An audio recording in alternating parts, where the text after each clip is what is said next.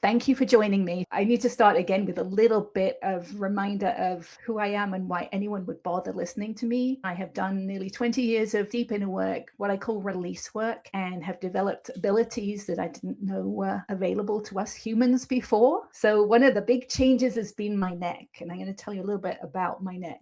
So when I started this journey, I didn't really have much awareness of how bad my neck was. I knew I couldn't sleep on one side at night, and I knew it was really hard to look around when I was reversing in my car. So there wasn't a lot of awareness there. But as I started doing this release work, as I started working through my emotions and my memories, my traumas, I realized that my neck was starting to loosen up again. So at that point, I started to pay attention. My awareness deepened. I started to pay attention of, oh gosh, it's really stuck on this side here. And because it's stuck here, I couldn't really bend it this way either.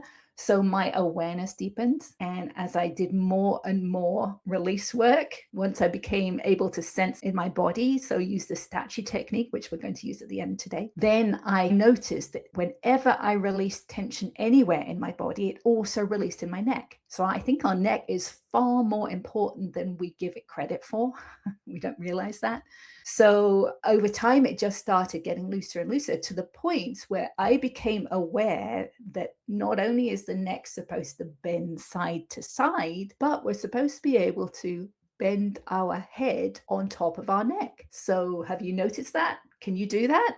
I didn't even know it was something to look at before. I didn't know we could do it. So not only my head can move on the top of my neck, but I can do it consciously. So that consciousness was not available to me before. All that tension from the trauma and all the memories and emotions kept that level of consciousness from me, that level of control, right? I can control my head in a way that I didn't know was possible before. So as we do this work, our awareness deepens and our consciousness expands. So recently, I also noticed that I could feel some things moving inside of my head, inside of my face. And one day I actually felt it and put words to it. I knew it was a sensation before, and I hadn't really contemplated what was happening. So I really paid attention, and then I put words to it and realized that I can now move my upper jaw independent of the rest of my head. So the upper jaw can move, not very much, but I can feel it moving. So I have conscious control over a part of my body that I did not know that we as humans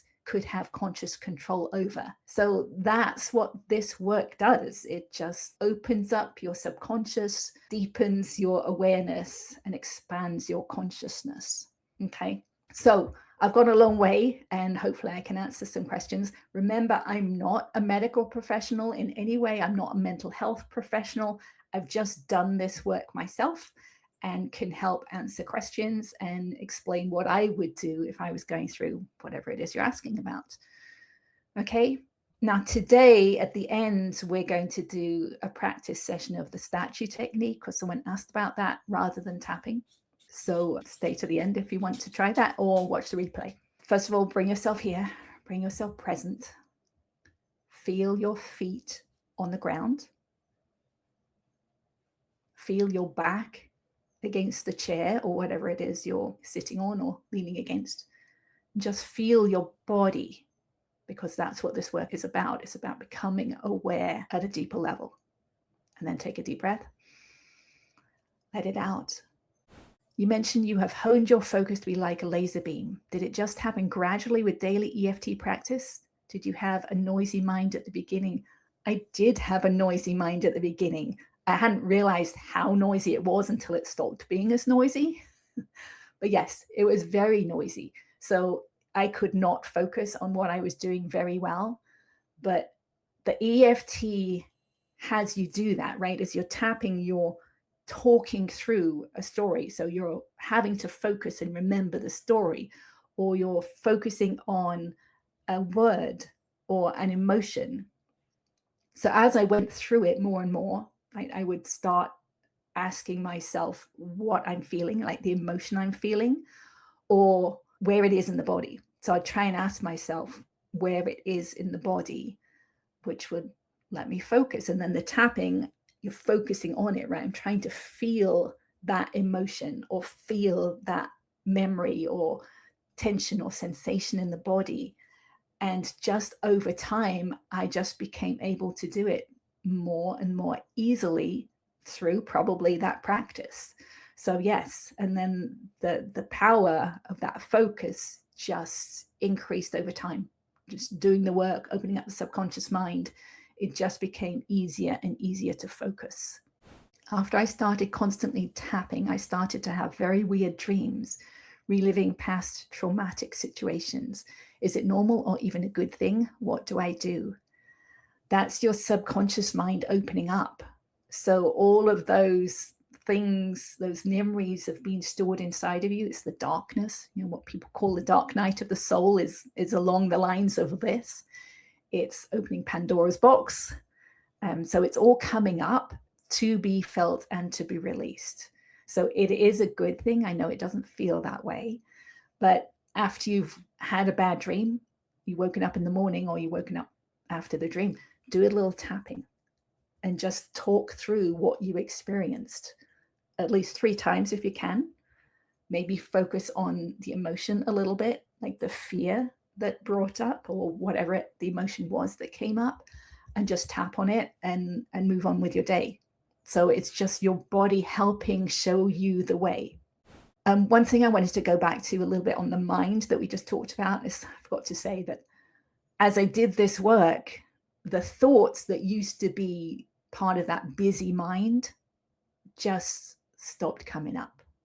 I didn't realize how much they'd been a part of my life until they weren't there. And that's when it literally felt like I was living in a different reality, because my judgmental thoughts, my self-critical thoughts, they just weren't there anymore. They had been related to my dad. So when I did the tapping work on the memories from my dad, his criticism, his judgment, his anger, when I worked through all of that, then the thoughts left. And it was so nice. I'd never experienced it before. That's why I say to some people, they start to wonder what's going on. They think they're bored, when really it's peace, but they've never experienced peace before. So it doesn't feel like it's real. It doesn't feel like it should be that way. They feel like it's more boredom. So they need to find something to fill that peace. But once you realize that it's peace and you step into it, you sit in it, then it's really nice. Is it like working out where you need to give your tissues time to recover after tapping? Yes, some people do. You've moved a lot of energy around with EFT. So it does take time for everything to readjust. I mean, you're literally, I know now that you are literally changing the tissues in your body. So yes, it needs time to readjust. And some people can do it faster than others. I did tap every day for an hour to an hour and a half every day. And I didn't take a break because I was so determined to change. And maybe I didn't have as much, after effects as some people do. But there are people who do need to have several days between to recover and then work on it again. So just pay attention to what's going on in your body and notice if you need to take a break. It got to the point where I was working on my neck. So I'm at, a deeper level of self-awareness. So I'm working on the tissues in my neck and I feel them rip many times a day, right? So it got to the point where I actually realized it feels like I'm having surgery every day. So I do need to be gentle with myself and I need to have relaxation time and allow myself time to recover. At this point, though, I'm very much led, and I've talked about that before. It's like, it doesn't feel like it's necessarily my choice anymore. I just relax. And when I relax, I feel the tension and then I work on the tension and it releases. And it just goes on throughout the day. So at the beginning, I think it's more of a conscious choice as to whether you're going to do the tapping or not. But if you're like me, as time goes by, you will feel led to do the work. You mentioned in one of the Letting Go book videos, every thought came from an emotion. What about neutral, practical, curious thoughts? Do you stop and feel them too? I do not stop and feel neutral thoughts. It's only the negative emotions, the energy that is stored in the body as tension. So all I feel that we need to do is find that darkness, that tension inside, which is holding our soul back, right? It's keeping us locked inside. So this work, I believe, is just about finding the negative, the darkness, the tension that's stored inside, and allowing it to release, which then frees up the tissues to work properly. I cannot find the positive emotions in the body. So it's only the negative emotions. And I know I forget to say that many times, but it's only the negative emotions that we're working on. Is it important to hydrate at any point in time? Yes, it is. I don't feel thirst like I used to. So I'm not very good at that. And I'm not a great person to ask about that. But yes, you need to, yes, because again, we're working in the tissues. So we need to allow the tissues to do what they do, and they need liquid to do that. So yes, do hydrate. Can you give us some guidance as to where to start, especially when you know you have a lot to work on inside of you? Yes, I do have that video that's called the Inner Peace Masterclass that talks through the steps that I recommend. And it somewhat depends on your level of self-awareness when you start, but I think most of us are possibly where I was, but not all of us. But most of us do not have a very deep self-awareness. So I started by just going about my day when I felt an emotion, asking myself, what am I feeling right now? And then I would start asking myself, do I want to feel this again? Because if I didn't, then I know I needed to tap. Right. So if I was going about my day, I had young boys at the time, and I felt myself getting frustrated.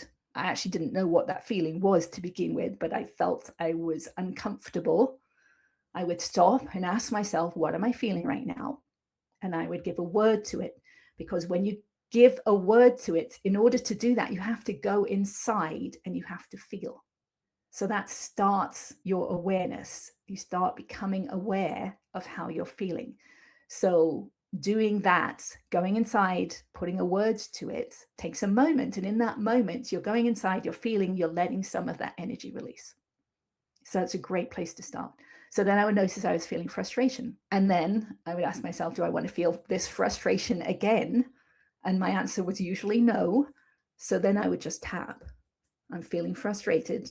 You know, I'm frustrated that they spilt the milk or whatever it is that my boys did, right? I would talk through what just happened and what I'm feeling until I felt a little bit better. And then I would go on with my day and then notice again how I was feeling. So that just started self-awareness, right? Having to go inside and notice how you're feeling. And then that happened. I don't know how long I did that. Weeks, months, maybe. But then I heard about the peace procedure where you could write down all your memories and your traumas from the past and work through them. So that's when I started doing it an hour to an hour and a half every day. And that's when the biggest shifts happened. But I think I needed to do those first weeks or months with general EFT first, just becoming aware of those emotions. Hopefully that helps. But you could check out the video. It takes you all the way through into the body. Experiencing the boredom and then the grief of loss of adrenaline, fight or flight living, mind looking for chaos. Yes, if our normal from childhood was chaos, then that's what we're looking for, because that feels like home. That feels normal to us. So changing that inside of us makes it feel very different, and it's uncomfortable because it's not normal. So it takes a little while to get used to that normal being peace, but it's worth doing. The way you describe tissue fascia sounds similar to stretching in gymnastics. Does this work affect flexibility and vice versa?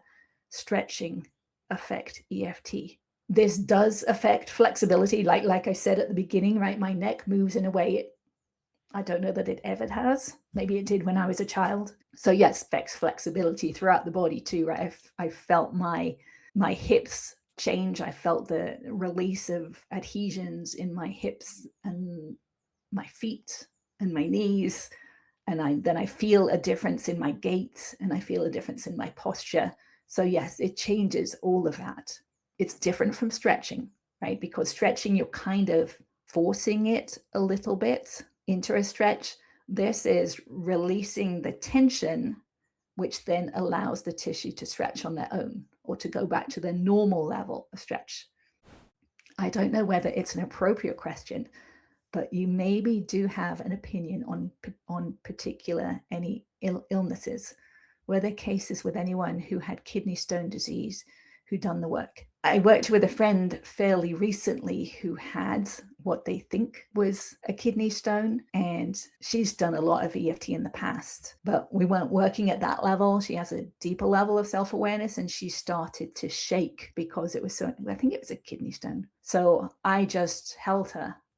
She was laying down. I just held my hand on her chest and helped to allow herself to shake. And I did that for 3 or 4 hours, and it shifted. Obviously, I'm not talking from a medical standpoint here, but she was under medical care.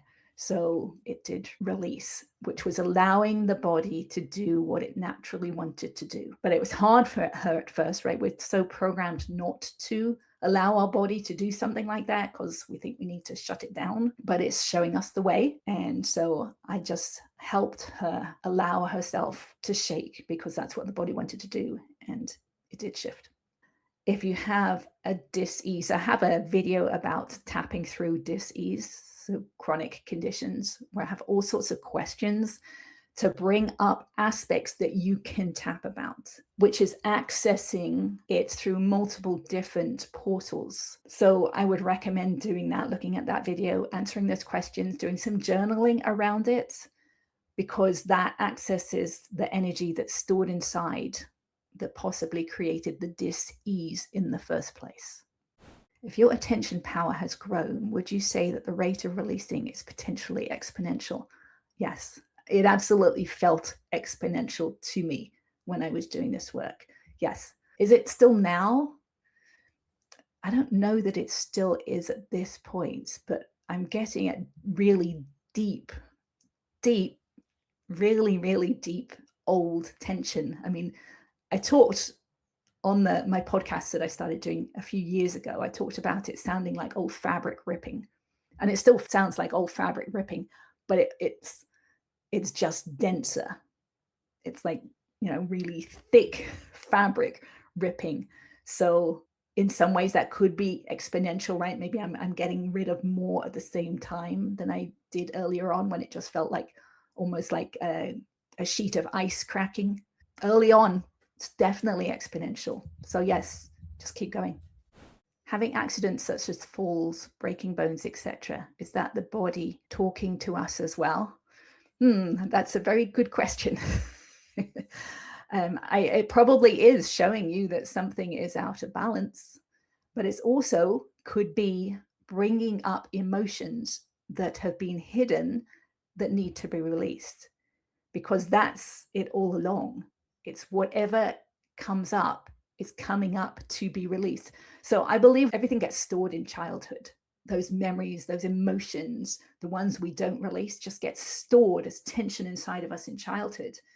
And then we spend pretty much the rest of our life replaying those stored emotions until we notice them and feel them, do this work, feel them and allow them to release.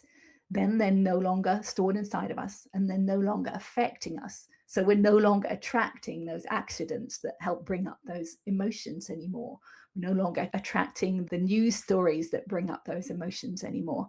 So that's the work. That's our work, is to notice what we're feeling, to feel it, to allow it to release so that it's no longer inside of us. And that's how our world changes. That's how we notice different things in life. We attract different things. But I'm sorry if you have to have broken bones to feel those emotions. Letting go. Let's see. I'm new to this journey. Where do I start? Okay, so I have that video called Inner Peace Masterclass, and that's where I recommend everyone starts. That's where I started. I've also got some videos about levels of self-awareness or levels of awareness. You could check those out to see where you are on this journey.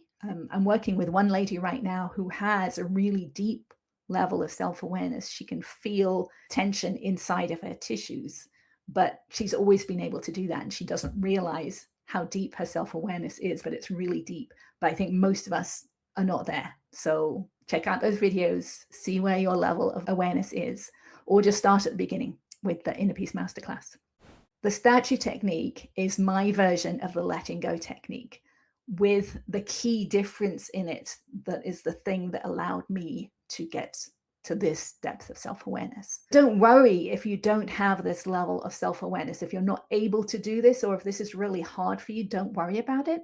Just go back to tapping, keep tapping, and eventually you will have this level of self-awareness.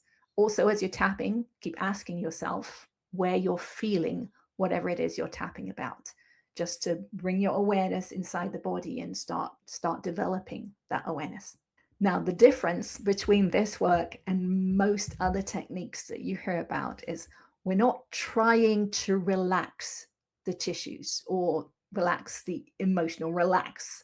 We are holding onto the tension until the body is ready to relax itself, right? So that's a subtle difference, but that's the key. So with this technique, we're holding on to the emotion or the sensation or the tension or the pain, whatever it is.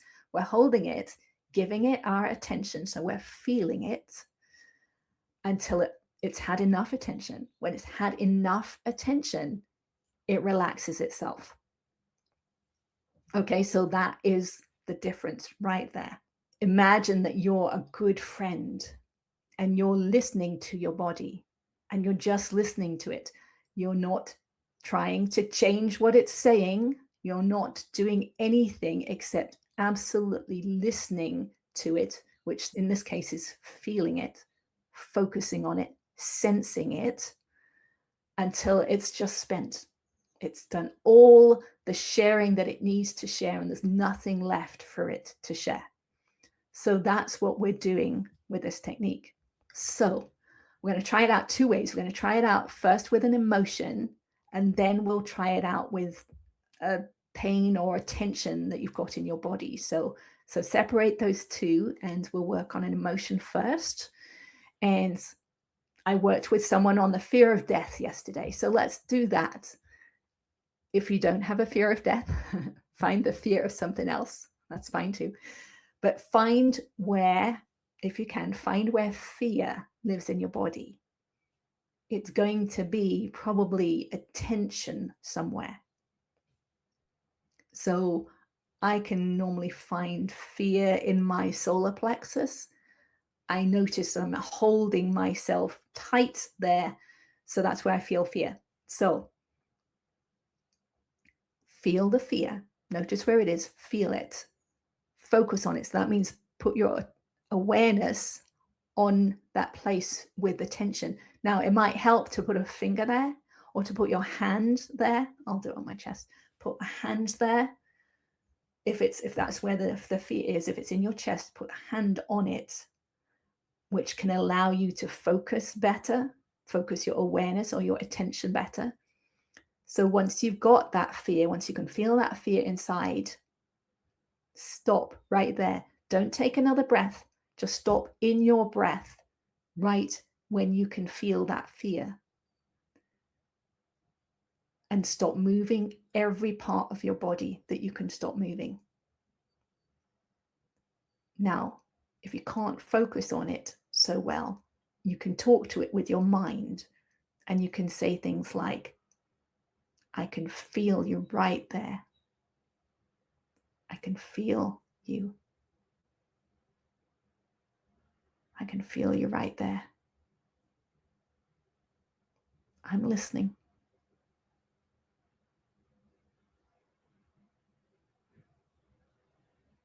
I can feel you. Now, at some point, you'll need to take a breath, and that's okay. Just take a breath. And then come back to it. Notice the fear. Feel where it is. Focus on it. Stop in your breath and just feel it.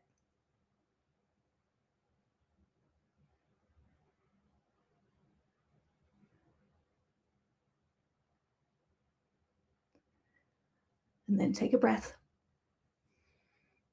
Notice where it is. Has it shifted? It might have shifted. It might be a different emotion. It might be in a different place. If it's shifted, follow it. Do the same thing.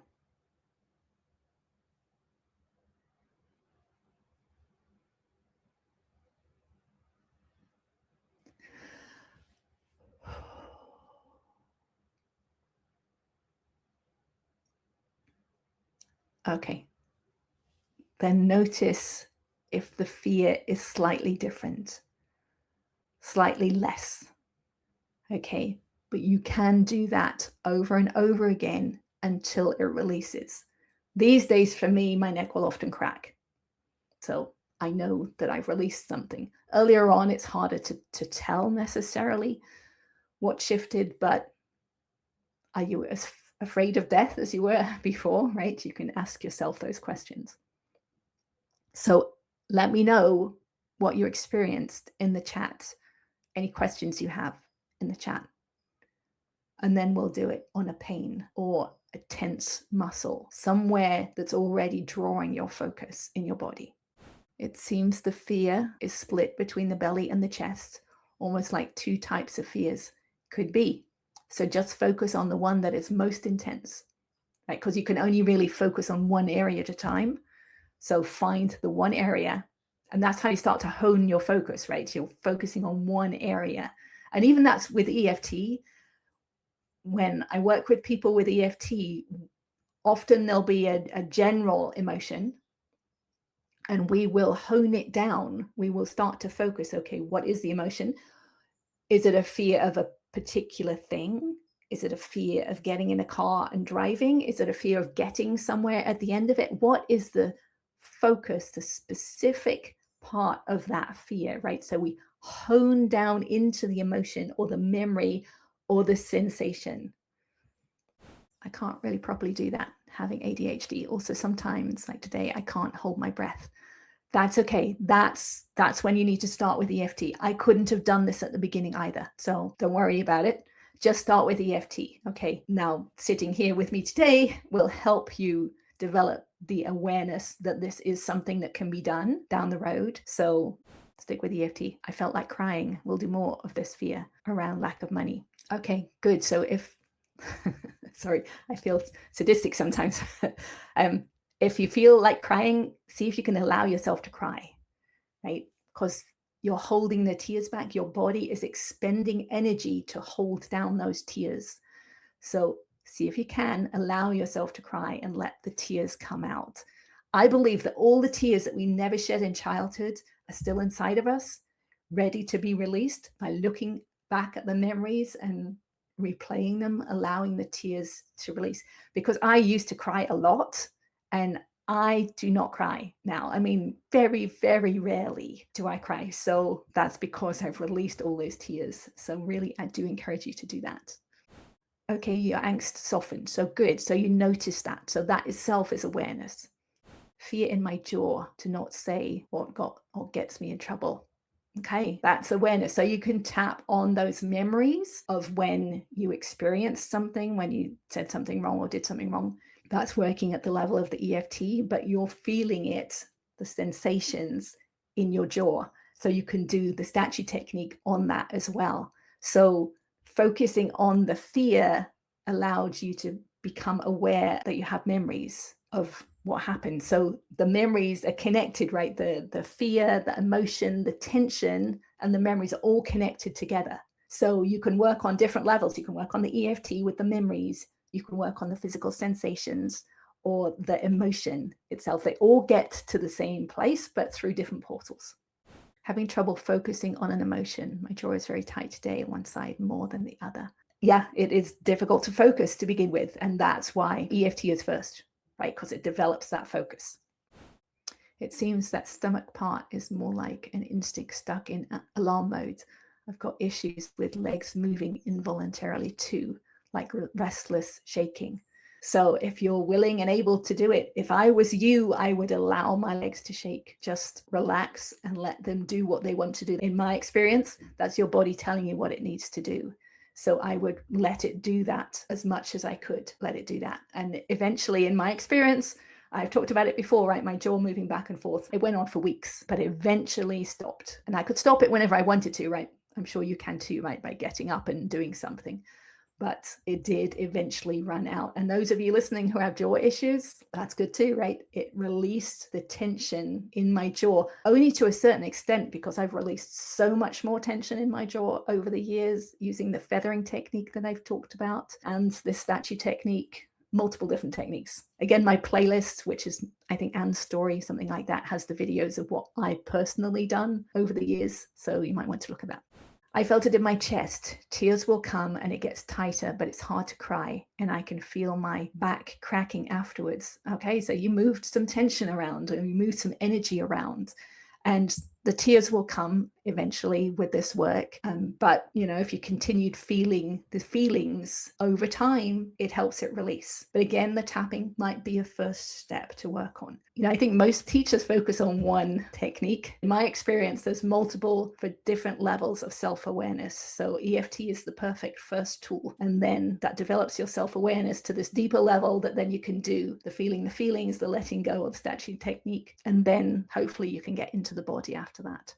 I was tapping the other day and realized that fear literally restricts my voice. Yes, interesting, right? So that's an awareness that came to you. That's an expansion of awareness. You just expanded your consciousness. Yeah, so that's what this work does. So the fear restricting your voice is something you can tap on, right? You can tap on fear restricts my voice, but you can also tap on the memories of when you had to hold your voice back, probably as a child, maybe at home or at school. And those memories are also connected to that. So if you work through them all, things will start releasing. I'm the same. Found letting my jaw hang helps find a relaxed state. Yeah, good. Now, there's that subtle difference again, though, right? Where I talked about with the statue technique.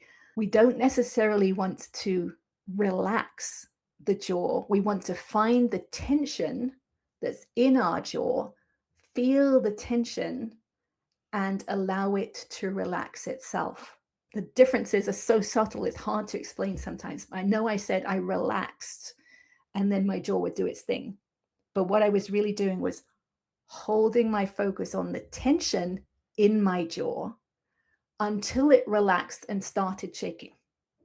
Again, it's really subtle. I hope you're getting that difference. So if you didn't hang your jaw, right, if you found the tension in your jaw and did this statue technique, right, you felt it until it started releasing, or maybe hung itself, right, that would be the slight difference, because it's the holding the tension that allows the energy to release from the body, whereas just relaxing the jaw just moves the tension somewhere else so that it's not actually released from the body, it's kind of suppressed.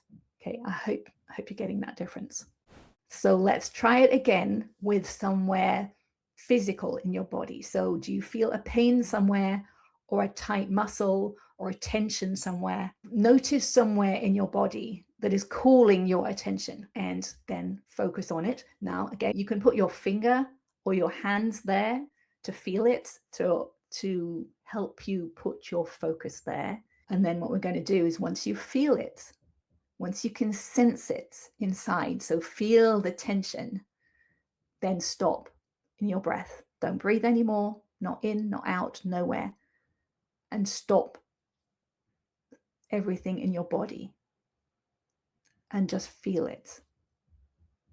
Focus on it. Now, if you can't focus too well, talk to it. I can feel you. I can feel, don't say it out loud because then you're moving. I can feel you. I can feel you right there. And I'm just listening to you. I'm just feeling you. I'm allowing you to be. Take a breath when you need to, and do it again. Find that tension. Feel it. Hold yourself still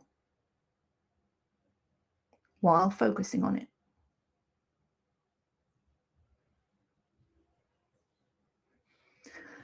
Take a breath when you need to. Do it again. Feel it. I can feel you right there. I can feel that tension.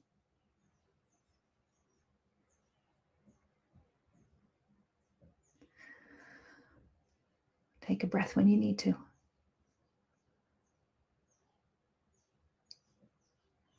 Now, this technique can intensify some pain because you're blowing away the veils that have been covering it. So you're able to pinpoint it more in a way that you couldn't before, which can make it feel more intense, but it was there all along. You're just opening it up so that you can feel it and release it. Okay, so let me know if you've got any questions or if you noticed anything there. Obviously, you could keep going with that for a while, for a long time. So I told that story, I think it was last time, about that huge knot in my cheek that I became aware of years into this journey. And it probably took me 2 years of working on it every single day, multiple times a day, for it to release. But it was part of my scoliosis, right? It was attached to my neck and it was holding my body in a certain shape. And I was compensating for that pain that I didn't know existed. But it took a lot of work over a long time for it to release. I practice EFT for an hour every day. If I have extra time, what else should I do to make faster progress? Wow, that's a lot. I would do the feathering technique, the feeling on my stomach at night.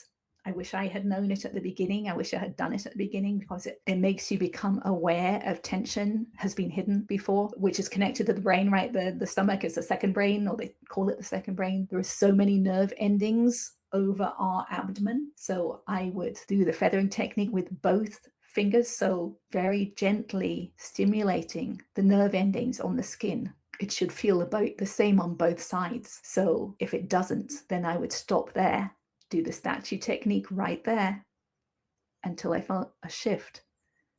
Then I'd move slightly and do it again over the stomach, over the solar plexus, where there is that huge nerve bundle. That would really help speed things up. And it's easy to do anywhere. It's easy to do at night lying in bed. So now that I think about it, that's probably what I would do.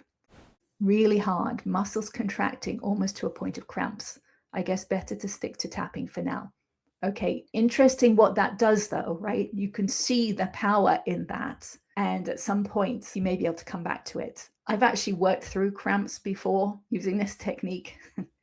They're so painful. I mean, I know you know they're painful, but holding that pain, feeling it, allowing it until it releases, that's an interesting thing to do. How does your work relate to Eckhart Tolle's teachings? Well, he talks about the pain body, doesn't he? But he's almost talking about it as something different, like something outside of us. And it does not sound like he's got his awareness inside of him yet. I assume he's still working on it. I don't know. I also see his neck shrinking. You know, again, I would never have known to look at necks before I did this work. But my neck is growing, right? I've grown taller. I'm still growing taller. I can still feel things releasing that allow that force that I talked about last time, the time before, maybe the force that pulls me upwards. So his neck is almost gone. So I know he has not got to this depth of self-awareness yet. I also know that through his words.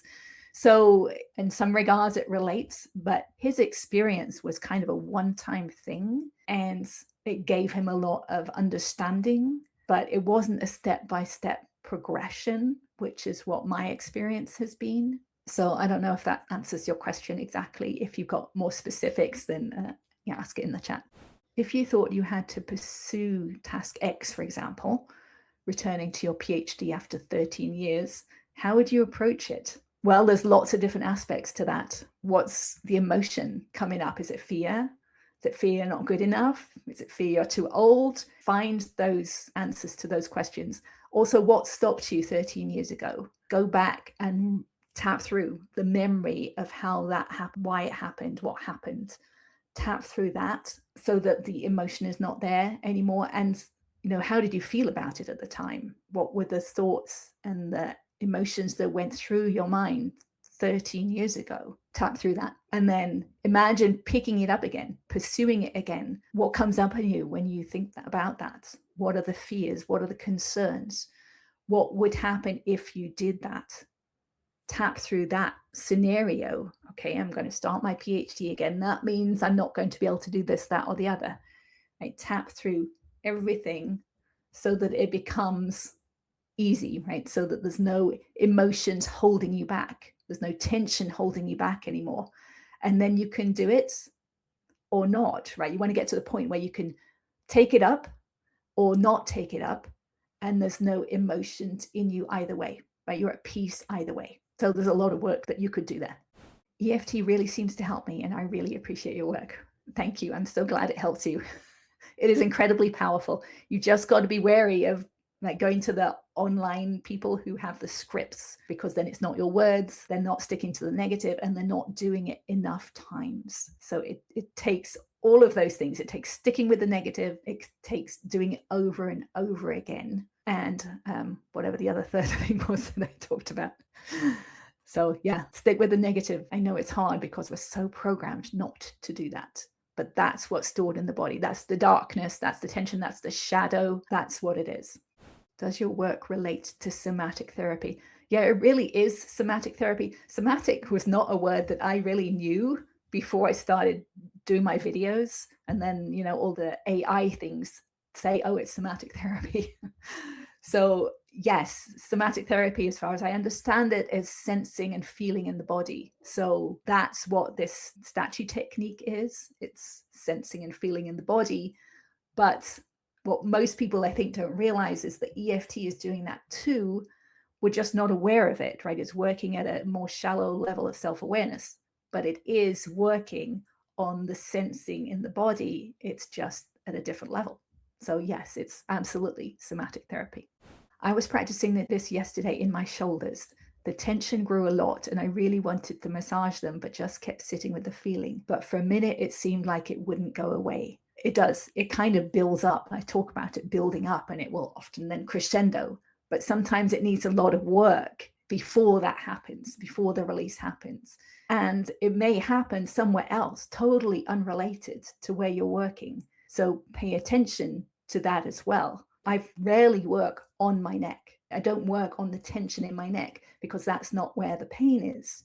So for those years, I worked on the tension in my left cheek because that's where the pain was. So that's where my body was calling my attention. So I would focus on the pain, and then the release would happen in my neck. So pay attention to what's happening in the rest of the body. It's actually, that's part of the developing of the self-awareness over time. So I would do a lot of work in different places, and working on this tension here in my cheek. I didn't realize for the longest time that when I'm holding my awareness on the tension here, doing the statue technique, notice that when you're focusing somewhere, you're holding that attention or the focus here. When I do that, my stomach, my solar plexus is absolutely rock solid. So that tension is not just here, but it's also in my solar plexus and my stomach. So that's where the tension may release, not necessarily here. So I don't think we necessarily have that awareness to begin with, but you can certainly start paying attention to the other places in the body and notice what's going on there as well. EFT has been helping me remember events I had completely forgotten. It's not a pleasant experience, but I believe it is an important part of healing and will help me a lot in the long run. Yes, it's not a pleasant experience. Yeah, that's the opening of the Pandora's box. That's the dark night of the soul. It's the shadow, and it's all stored inside of us, but we're not showing it, right? We're showing it a little bit at a time. When we've got the tools, it's easier because we can then work through them, but it's not fun. Yes, I've told the story before of I did a lot of work on my dad. We had all sorts of things happen with my dad because he was basically a narcissist with an incredible temper. And I had totally forgotten the time that I was in the car with him, and close your eyes and ears if you don't want to hear this. And he drove over a girl's ankle. So that was like a huge event at the time. I was probably 9 or so. My brother was in the car with me, and I'd totally forgotten it until I started doing this work. I mean, a massive trauma, and it was just hidden inside my subconscious mind until I started opening it. But I probably wasn't ready for it. Right? At some point, my body realized I was ready for it, came back to mind, and then I worked through it and released it. So yeah, it is good in the long run, because all that is dis-ease that is stored inside of us, inside of you, right? So you are finding that disease, those wounds, you're opening them up and clearing them out and letting them heal. Good work. I started doing EFT and it helped me a lot, but I feel really overwhelmed by all the trauma I have to work through, and it kind of makes me demotivated. Did you ever feel that? How did you overcome it? I had that list and I just wrote down, I just added to the bottom of the list each time a new memory came to mind. I just put it on my list and I worked through one at a time, one each day. So I did not get motivated because I started to see the changes pretty quickly. Actually, it was that first practice session that I did with my cat. So I'll tell it again quickly. So I had to give my cat a daily saline injection, and I hated injections. I was shaking so much. I was so scared of giving him that injection the first day. So I tapped about it, tapped about every aspect. I tapped about my fear of hurting him, tapped about my hand shaking, tapped about all my memories from all the injections I had had over the years, and I had had many. And the next day, the needle slid right in. There was no more fear inside of me anymore. It was just eye-opening, just incredible. And I realized that all those emotions and those memories are just energy that is stuck in the body. That's all it is energy stuck in the body. I don't have to get attached to it. I don't have to get afraid of it. I now have a technique that I know can work through it. I just have to keep going until it's gone. And then it's gone. It's out of my body. So I just wanted that for every aspect of my life. So I just kept tapping at that point. Just, okay, I'm going to do this one thing tonight, and then another thing tomorrow. And if memory comes to mind, add it to the list. And I just kept at it. I have this knot in the back of my neck. I have head forward posture. And every time I do this work, my back cracks, sometimes my neck. But how do I release this knot? Okay, so that's somewhat aligned to the knot I had inside my left cheek. And I just focused on it, released. I used this statue technique multiple times a day. And over time, as I said, it took about 2 years to get rid of this knot. And there were times that I wondered if it would ever go. So I guess that is an answer to the previous question a little bit too. There were times that I wondered if it would ever disappear, but my body was always calling my attention to it. So I would go to it and I would feel other places release. So I knew something was happening, but eventually it went. So it will take probably the same type of work. Now, I have had really bad posture my whole life too, and scoliosis. And now at this point, there is this force that I feel that kind of pulls my head up. So my posture is increasing. My neck, I have x-rays that show how much my neck is straightened out. I haven't had a recent one, but I have had ones in the past. And that's all through this work. That's why I've grown 3/4 of an inch at least. I haven't measured myself recently, but in my 50s, I have grown taller because my neck, my posture has straightened. So yeah, it's going to take some work, but it can be done. I was working on my hands and felt an intense shock in my leg and a reverberating shock on my shoulder. Is that how you experience an adhesion release?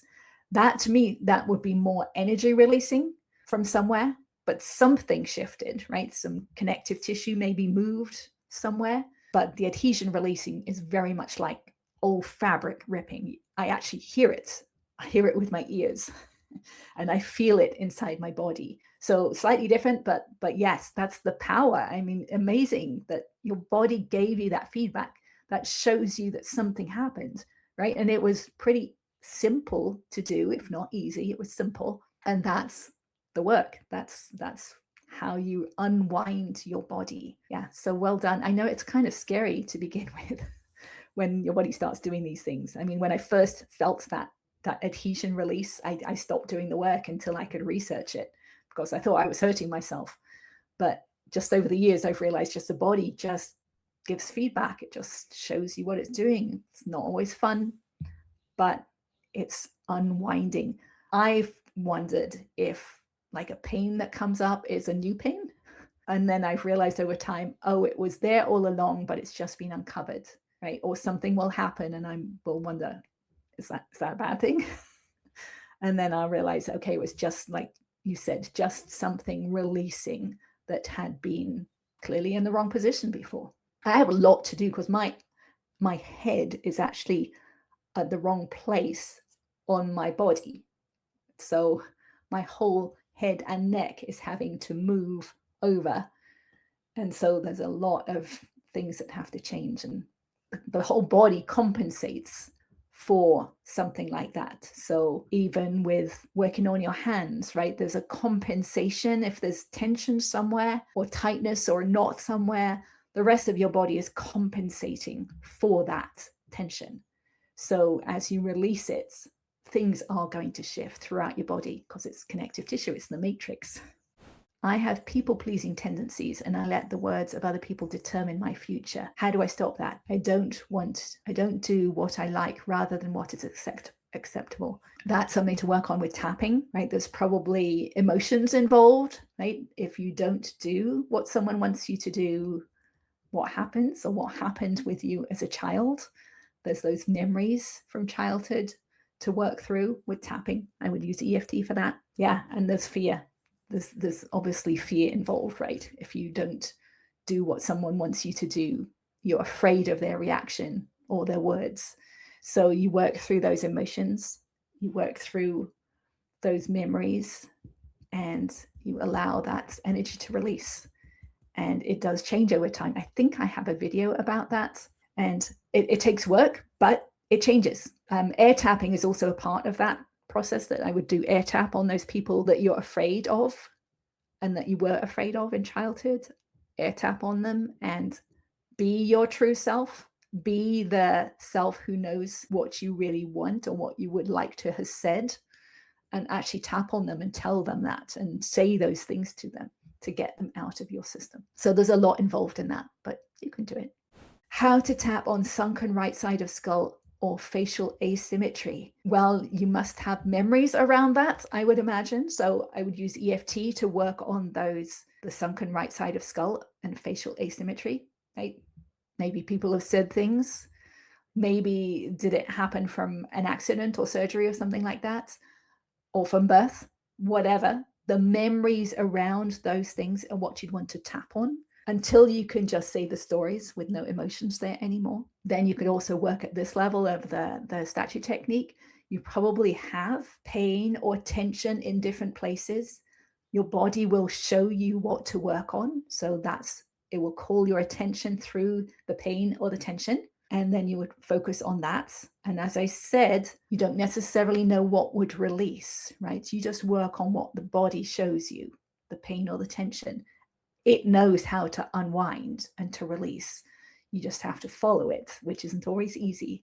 But the forces that our body use to compensate or to hold ourselves out of alignment are ridiculously powerful.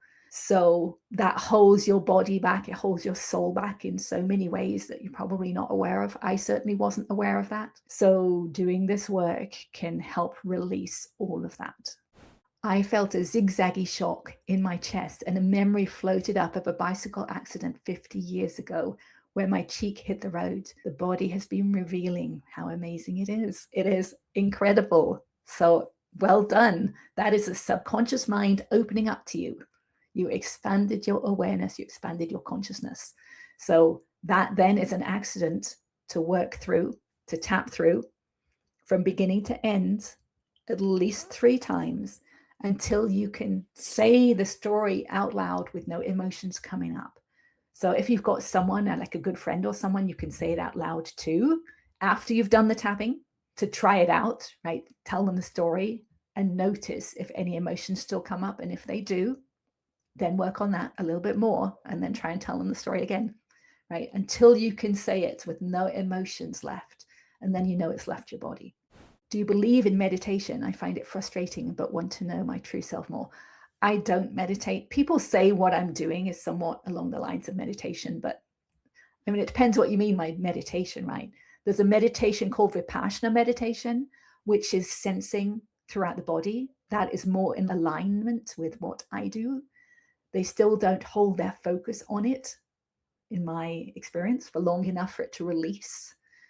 But that is more along the lines of what I do. But meditation where you're trying to quiet the mind, or you're just watching the thoughts float by, I do not personally recommend, because that's just keeping the tension in the body. I wanted something that would release the tension from the body. I didn't want to have to do something every day, like meditate, right, to try and calm myself. I wanted to be calm so that I didn't have to meditate. And that's what this work does.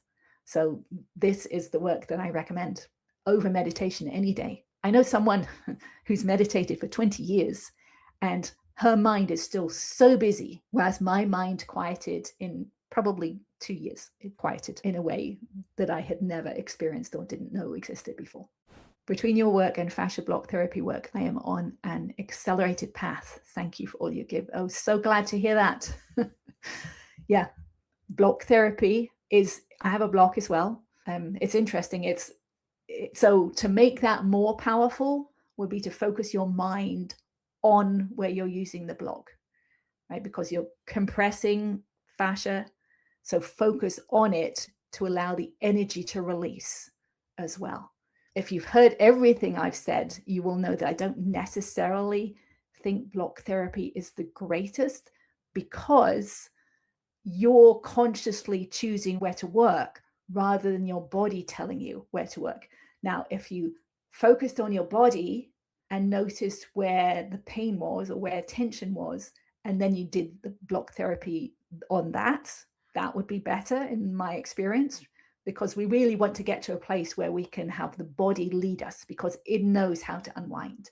Otherwise, we might just be moving the tension around from one place to another, whereas we really want it to be gone. But I'm so glad you're on an accelerated path. Whenever I write to my lover and he doesn't write back in a while, I get anxious and I constantly check my phone. It's tiring. Or I have this fear of calling. Is EFT the solution? Well, I don't know if it's the solution, but it's definitely something you can do, right? You can tap on that, the anxiety, the fear, and put words to it, right? What is the concern? Are you concerned something's happened to him? Oh, I don't even know, male or female, I don't know. Are you concerned that they have had an accident? Are you concerned they're seeing someone else, right? Put words to that anxiety, to the fear, and tap through that and get to a place where it doesn't happen as much, right? So notice when you're about to check your phone, don't check it, but tap, verbalize it, allow some of the energy to release, and then check your phone. And then next time, do the same thing. So see if each time you can just pause for a moment and tap to allow some of that energy to release. And then over time, hopefully, you wouldn't need to check it as much. And it definitely ties into being called ugly a lot. And it's physically warped the right side of my face for whatever reason. So how can I believe I am truly not ugly despite the appearance?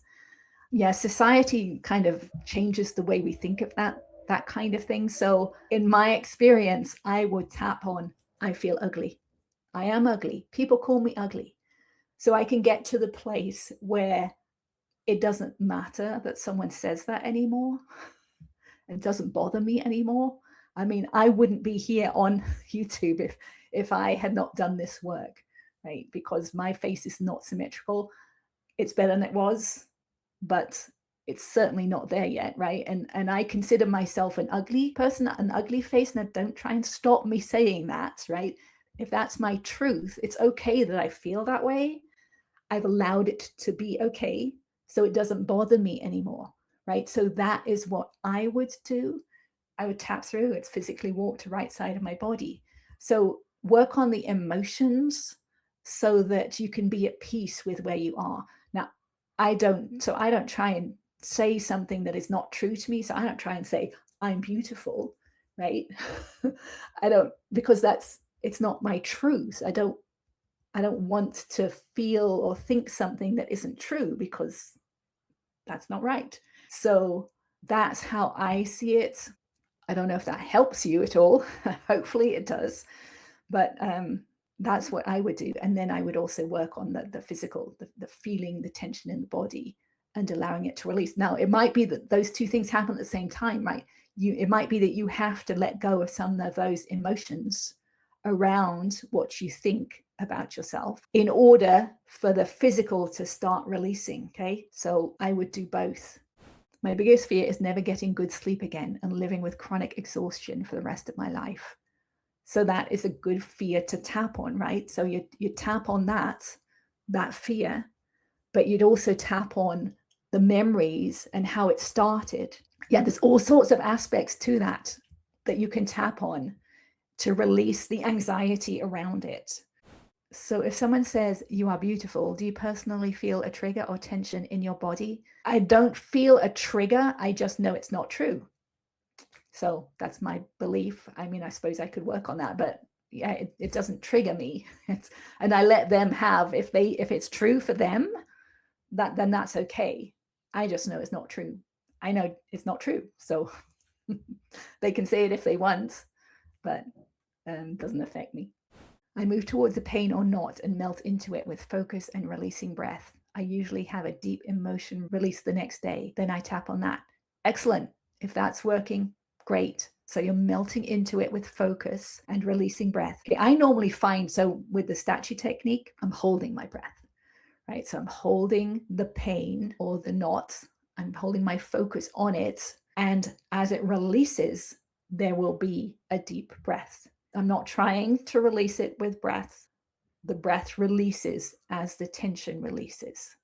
So again, it's a slight subtle difference there, but that's the key. But it sounds like you do have something that's working for you. So that's great.